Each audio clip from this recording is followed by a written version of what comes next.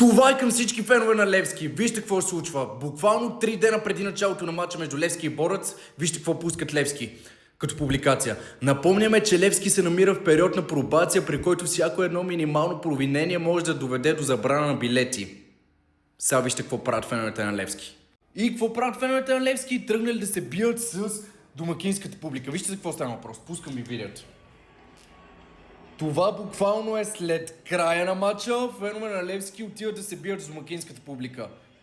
Вижте, тук има адски много полицаи, хвърлят предмети, хвърлят там каквото им падне, запалки и всъщност преди малко ви пуснах съобщението на Левски. При най-малкото провинение FIFA може да наложи забрана за продажба на билети следващата седмица на Геран. Това е заради тези пичове. Буквално заради тези 5 пичове следващата седмица Левски може да остане без домакинска публика. Буквално този мач трябваше да е най-големия мач за Левски за последните 20 години. Вижте какво се случва. Вижте какво се случва, буквално може да не отидете на матча. Буквално стадион Георги Аспарухов може да е празен за реванша Левски Борец. Това е заради тези пичове. Какъв е този менталитет, пичове? Това е само по балканските държави. Мане, буквално не мога да го повярвам това, пичове. Заради тези пичове, следващата седмица успех да отидете на матча.